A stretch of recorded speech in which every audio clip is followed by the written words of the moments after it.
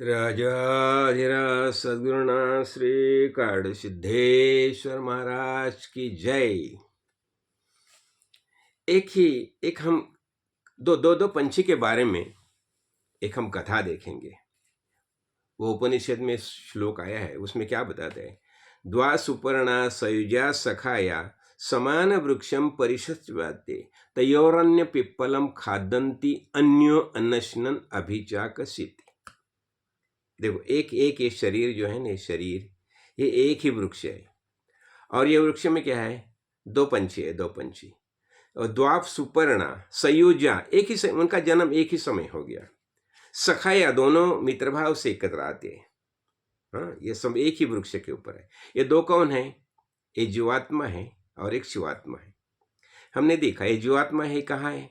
ये कारण देह में अनंत जो बीज है, वो बीज जब भी चेतन पर ब्रह्मा से उनका संबंध आता है तो उनका अंकुर आता है, ये फूलते फूलते हैं। तो ऐसे दो पंछी जो है, एक है जीव है और एक शिव है, और एक ही वृक्ष पर ये थे। और क्या है, उसमें से एक जो है वो क्या करता है? वो वृक्ष है ना, शरीर रूपी वृक्ष है, उसमें कुछ फल आते हैं। देखो, वो कर्म करता है ना, कर्म का हिसाब से फल भी आते हैं। हाँ, तो कर्म करने से फल आते हैं, जो समझो काम्य कर्म किए वैसे फल आते हैं। और जो फल आते हैं वो फल एक एक जो पंछी है वो खाता है। हाँ, और वो खाता है, और उससे क्या होता है? सुख और दुख दोनों का अनुभव करता है। वो समझो, अच्छा मीठा फल मिला तो सुख हो गया, खट्टा फल मिला तो दुख हो गया। और उसमें से दूसरा जो पंछी है वो एकदम टॉप में बैठ गया, शांति से बैठा है। समान तयोरन्य पिप्पलम खादंती, वो वृक्ष पे आता है, फल खाता है। और अन्यो अनशनन, कुछ नहीं खाने के बिना, बस सिर्फ वो प्रकाशित होता है। और क्या होता है? ये जो नीचे वाला जो पंछी है ना, वो सत्संग में आता है। और फिर सत्संग में आने के बाद वो गुरुजी से कुछ, देखो अब ये जैसा जैसा फल खाता है ना, तो सुख अनुभव करता है, खट्टा हो गया तो दुख, दोनों चलते रहते हैं। और ये इससे फिर सोचने लगता है, क्या ये चल रहा है सब?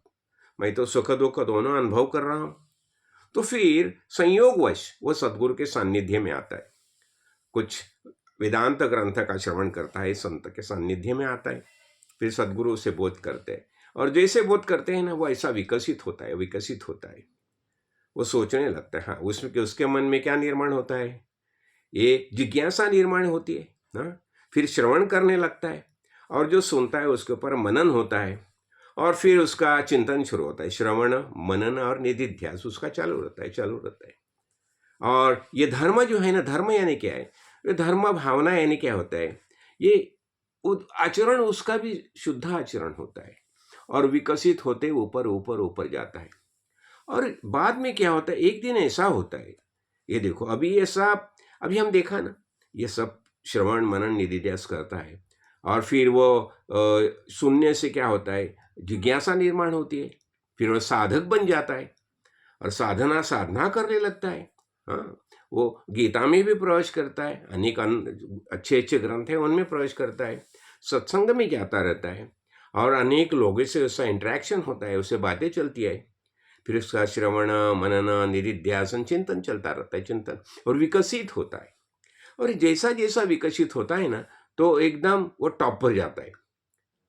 उसके टॉप में गया, वो ऊपर गया, और फिर देखते, अरे ये दूसरा पंछी कहाँ है? तो दूसरा पंछी वहां दिखाई नहीं देता।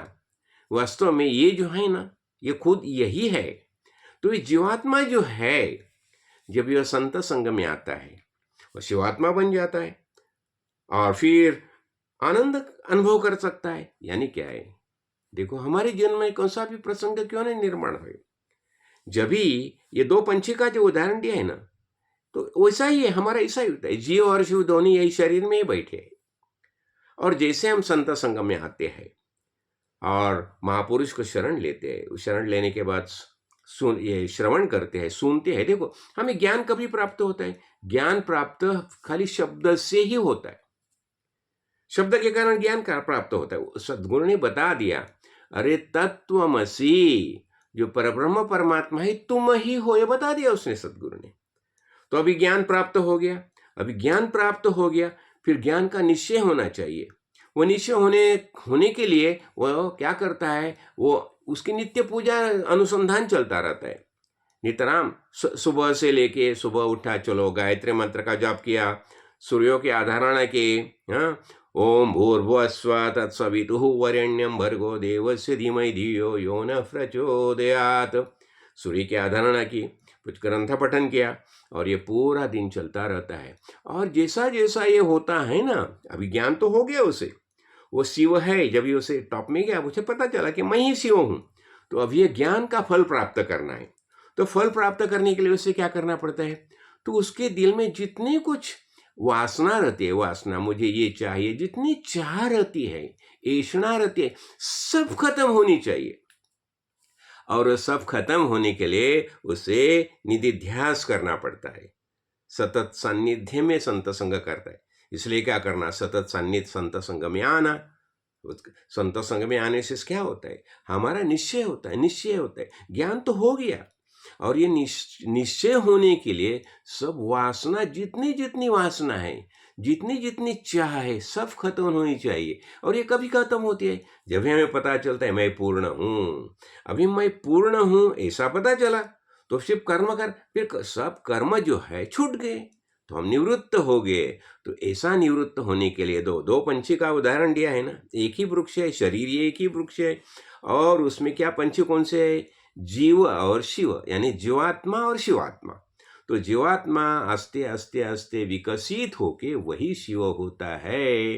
तो शिव होने का अधिकार किसे प्राप्त हो गया, जिसे नरदेह प्राप्त हो गया। मद्भाग्य से हमें सद्गुरु काड़ सिद्धेश्वर महाराज जैसे आत्मज्ञानी महापुरुष मिल गए। उन्होंने हमें ज्ञान का बहुत प्रबोधन किया। तो ये हमारा ज्ञान का निश्चय हो जाए, यही प्रार्थना। राजाधिराज सद्गुरुनाथ श्री काड़ सिद्धेश्वर महाराज की जय।